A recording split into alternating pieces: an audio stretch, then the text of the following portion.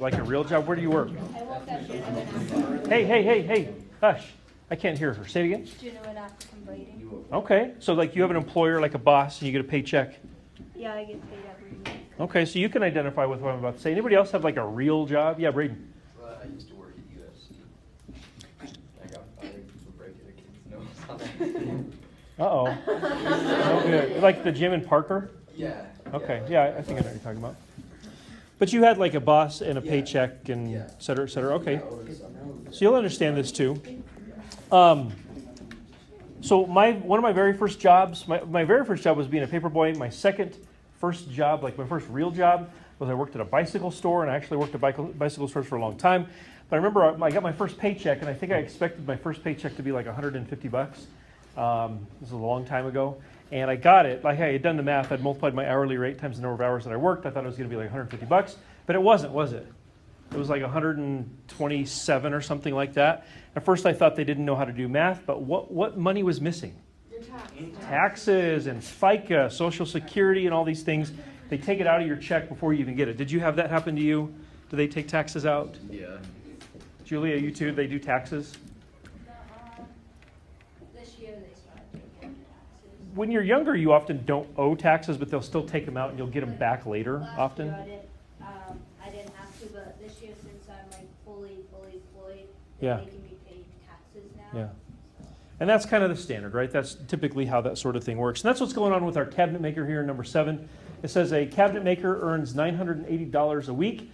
One of the deductions from his weekly paychecks. We're talking about taxes and FICA and all these different little things that come out. So one of the deductions is a state income tax of $24.50. Find his state income tax rate. So let's remember our equation, but then I want you to discuss this with people at your table, preferably your table partner unless they're absent. Do you remember the little equation is part equals what times what? Percent times whole. Percent times whole is right. So what I want you to discuss with your table partner, or if yours is gone, with somebody else at your table, what do you think we have? What do you think we're trying to find? So do we know the part? Do we know the percent? Do we know the whole? Which one are we? What's our objective? What are we trying to find? So please discuss, take a minute and do that, and we'll hear what you have to say in a second. Okay, Levi, did you guys decide what we're trying to find? Are we trying to find the part, the percent, or the whole? No? No. Which of those three are we trying to find? The answer is not no. Oh, I mean, like, we didn't get that. You didn't get at that? Or Matt maybe did. Is it part? Is it part? What do you guys think? Are we trying to find the part? No? Is that just a guess? So we don't want to just guess, right? Let's hear what maybe somebody else has to say and maybe identify what they saw that helped them. Anders, what do you think? Percent. Why do you think we're trying to find the percent? Because it doesn't give us a percent. That's a pretty big hint, right? It didn't give us anything in the form of a percent. So that's a pretty big hint. There's maybe something else. Lorenzo? Which word is the most important word? Rate. Isn't a rate just a different word for percentage? So I think those two things between Anders and Lorenzo, it's a pretty big hint. We're trying to find the percent because it does say the word rate. And if you look in there, there is no such thing as a rate given to you. So perhaps that's the unknown. So what I'm going to do is I'm going to put a letter P right there for the unknown percent. And that's going to be our goal to find in the end. And it's not really, it's kind of subtle, but it's really important that you understand why, like what Anders and Lorenzo said, so that you can do that in the future if you were confused about why we're trying to find the percent. Those two ideas they put out there were both pretty good ideas. Okay, so then did anybody identify, maybe you said, okay, we're trying to find the percent. Did anybody identify like a part or a whole that kind of went with some of this stuff? Morgan, what did you find? 980 was the whole, and then the 1050 was the part. Okay, so Sarah, did you agree with that? Yes. Okay, so Sarah, why do you think that you and Morgan are right? What'd you see? Because, like, it says, like, earns $980 a week, so that's, like, his whole, Hey, I'm sorry, guys, gentlemen, listen. that's, like, his, like, whole income Yeah. that he makes. And then 2450 is just, like, a part of it that, like, has, like, that's the income tax. Yeah, just a little bit comes out, right? Yeah. But the 980 is the whole thing. Yeah. And we even use the word whole. You use the word whole, right? Yeah. And so if you're using good language there, it'll probably lead you right to where it should be. So I agree. I think you both have a good idea there. To finish this one out, how do we find our unknown, our percentage? Divide, yeah, division, both sides divided by 980. Let's make sure we get the last little details here correct. Anybody use a calculator and figure out what this is? Like P equals, yeah, what'd you get, Zaire? 2.5 or 2.5%, yeah. But what actually came out of the calculator? 0.25 and it was like 8, or 4, 6, 8, something. So 0.0252, 5. okay. Okay, so that equals P, but then you said something about a percent, and you said it was 2.5? Yeah. Okay, so what he's doing there, of course, is moving the decimal over. So either one would be fine, 2.5, I better get my percent in there, and that would be correct, I think. Okay. Go ahead, Ashley. I just want to make sure, like, I did it ahead of time, so like. I'll check it out here in a second. Yeah, I'll check it out. Okay, any questions on how we got what we got? I feel like you guys contributed really, really well. Any questions? So Matt and Levi, have we moved past no? Okay, good. Good to hear. Good to hear. Okay, so our final example here before we move on is number 8. Number 8 says the entry fee at a local bike race was $50 last year. This year's entry fee is $65. What was the percent increase from last year to this year? So again, we're going to use that part equals percent times whole. So the idea would be for us to identify what is our objective, identify the other parts that would go along with it, hopefully getting the part, the percent, and the whole all squared away. So I'll give you guys a couple minutes to do that, and then we'll check, kind of like we did last time. We'll start off where we start. You said that you had progressed past no. Let's see if you've progressed past no. So the equation for all of these percent type of word problems is part equals percent times whole. So guys, hey, listen up please. Let's give him a fair hearing. Levi, what do you think we're asked to find? Are we asked to find, like in the end, our objective is the part, the percent, or the whole? The percent, Why? because it asks his weekly paycheck, state income tax. We're on number 8. Oh, sorry. Oh, what was the percent increase? Yeah, it comes right out and asks for that. I mean, you see the word, what was the percent? So they're asking for a percent. That might seem silly and obvious, but sometimes it's not that obvious. Right. So what I'm going to put here is the letter P, saying that our unknown is our percent. Gentlemen, this is trickier. I hope this went well for you. If it did, great. But you're going to want to pay attention. Okay? We got to figure out the part and the whole here. There's obviously a couple of numbers floating around up there. $50, $65. 50 goes with last year's entry fee. 65 is this year's entry fee. Lexi, did you come up with a part or a whole? And talking with Keely there, did you guys come up with something good? Yeah, our equation was 50 equals x times 65. 50 equals, and I used the letter P, but X, P, same thing. So let me make sure that this is accurate. That's what you've got? Okay. What do you guys think? Do you agree with that completely, partially, or not at all? No. Not at all? Or partially? Partially. Okay, so those of you that say that there's some disagreement, would you mind sharing what you think it should be different? Go ahead, Julia. I say that the 65 should be the part because it just makes sense. Well, tell me exactly what you're right. Tell me exactly how you think it should be written. 65 equals P times 50. Okay. And I said that because they both all the whole, but it makes sense when you're dividing it to have the smaller number being, the bigger number being divided by the smaller number. Okay. Got it. Okay. Do you guys understand? She took some time to say why. Here's why I think this. Hope you understood. Okay. Still haven't made any judgments yet as to which one is right or wrong or works or doesn't work, or maybe they're both right, both wrong. Who knows? Morgan, you had your hand up? I had the same thing, but the reason was because you're trying to find the increase, Okay. so it would be a negative number. How would you get a negative number from? Or, actually, never mind. Okay. Well, if you're, like, dividing the 65 You mean bigger than 1 or less than 1? or yeah, not negative, but. Got less it. than that. Okay. Anybody have an alternative to either of these two? What do you think, Braden? 15 equals P times 65. 15 equals, so this one is quite different because now we've got a third number, 15. You mind explaining? So like you have to get the part, which is going to be 65 minus 50, and then you get 15, and then you have times whole, which is 65. Okay, he explained that pretty well. Like he at least justified what he said, so that's good. We got 3 possibilities up there. Anybody have a 4th?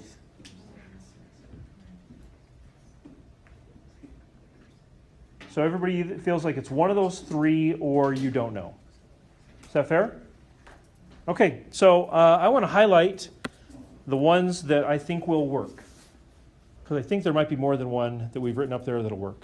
I know for a fact that one will work. And I'll explain why here in a second. And I kind of think that one might work too. But I don't think the green one will work. So the green one, we've got the 50 and the 65. 50, let me put it to you like this. I don't think 50 is part of anything. Isn't 50 the whole entry fee from last year? It's the whole thing. 65 is the whole thing, right? So really 50 or 65, either one could maybe be the whole, but I don't think either one of them could be the part because they're both the whole thing. The 15 I know for sure will work because isn't 15 the part that leads to the increase? Part of that, 15 plus 50 is 65. It's a part that leads to the increase. So I don't know. Let's explore a little bit with the red one too and see if that one works. Let's clear this up and let's make sure we get a right answer first. So I'm gonna erase these and I'm gonna do the purple one first, and then we can decide if the red one would work too. So here is the purple one. 15 is equal to P times 65. So what would we do to solve this? Right, so divide both sides by 65. And what is 15 divided by 65? Go ahead, Matt. 0.23. Okay, so 0.23 equals P, which means that we really have what percent? 23%. Okay, so 23% increase from one year to the next. That seems like a lot. What I want to do here is I want to do the other one in red and see if this one works and see if we can kind of see how this relationship goes. So if this one was 65 equals P times 50. Is that correct? Yes. Okay, so how do we solve this one? Divide by 50 on both sides. That's right. So divide by 50, divide by 50. What is 65 divided by 50? What is it? 1.3? Exactly 1.3. Okay. So, and the other one was exactly 0.23, correct? Not exactly. Not exactly. Well, 0.23 and then some other decimals. Yeah. 0.206. Yeah, so I would say, looking at it from this perspective, I don't think the red one works either, does it? So this is for sure the right answer. 23% and change. So you And always have to subtract. so I think our best bet is going to be to find the amount of change and use that as our part. So subtract, yes. Rosie. Why for number 7, like we divided by 24.50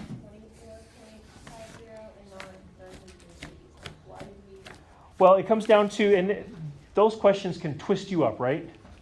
And so that's why I think it's a really good idea to, instead of saying like, why do I divide by this or why do I multiply by that? Always think about part, percent, and whole, right? So it basically comes down to the way it has to be set up. So on that previous one, the part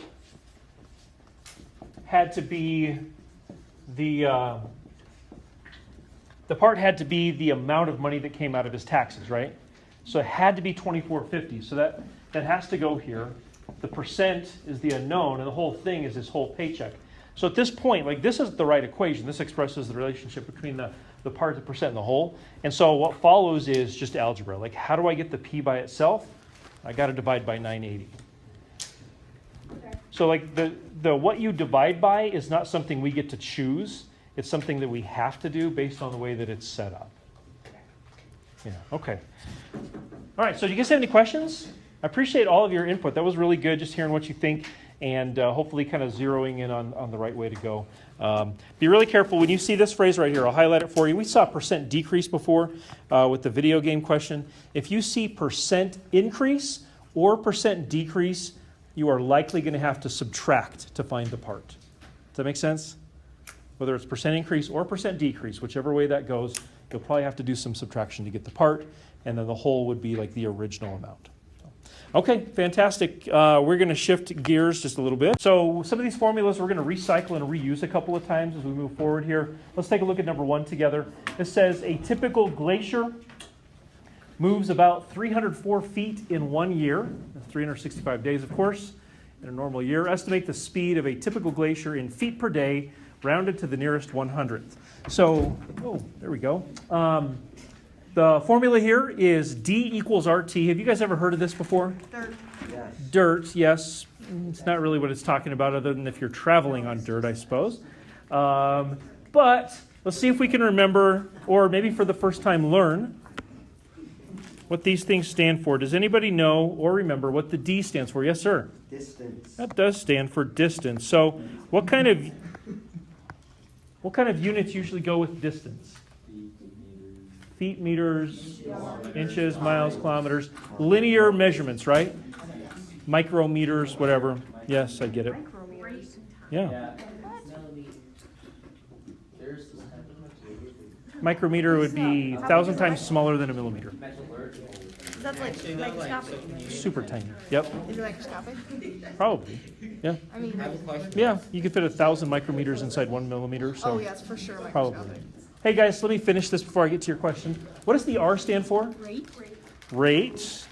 And so do you guys know what some typical rate units are? Miles per hour, yeah. So miles. Usually the denominator is a time, so you could have like gallons per minute or something like that. You could have centimeters per day. Miles per gallon is a different kind of rate. That is a rate expressing the number of miles you traveled per 1 gallon of gas. But often, I would say most often, your rate units are something per time. Pretty standard there. But what you mentioned is certainly true.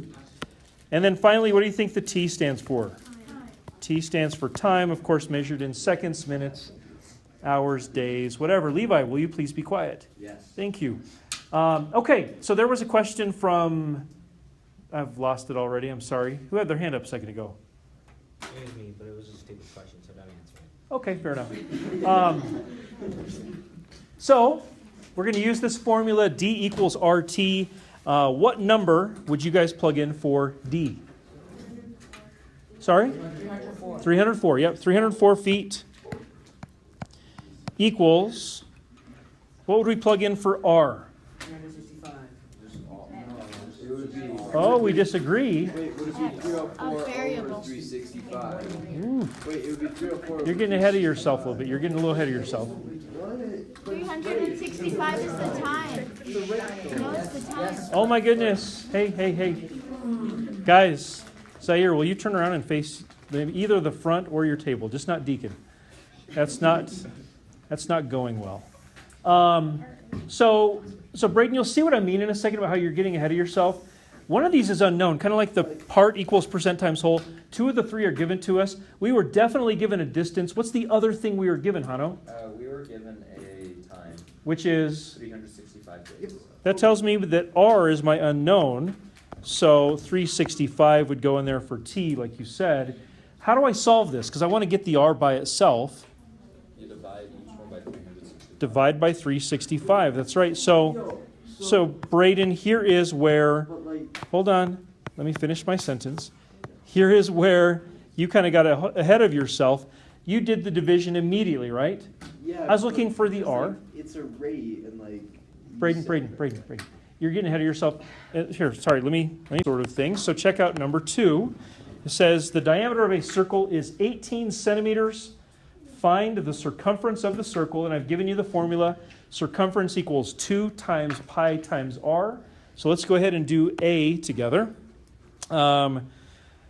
So there's a little bit of a trick to this one. We're looking for the circumference. So I'll put C equals 2 times pi, and then what would I plug in for the r? What would it be, Matt? It's 9 actually, right? Why is it 9? I gave you diameter. Radius is half the diameter. You said it right. So it'd be 2 times pi times 9. Now let's talk about how you could deal with this. If you wanted to write this, 2 times 9 is 18, 18 times pi is just 18 pi, I'm totally okay with that answer. If you leave it in terms of pi, I don't think I would ever mark it wrong unless I said round to the nearest hundredth or something like that. And I think you should leave it just like that. I think you should stop right there. It's easier than plugging it into the calculator. I know it feels a little unsatisfying. If I did ask you to round to the nearest whatever, then you'd multiply the 18 times the pi button on your calculator and you'd come up with whatever the appropriate number is. So I'll say this. This is approximately equal to, can anybody do that real quick? 18 times pi. What do you got? Go ahead, DJ. 6.28. So, no, I got something else. that's too small. Because pi is about 3, so 3 times 18 is a lot bigger than 6. Go ahead, Braden. I got 56.54, and then a lot. Okay, so does that make more sense to you guys? Approximately 56.54. Okay. Okay, and then the other question that would go with this, what is the area of the circle? So area equals pi times radius squared.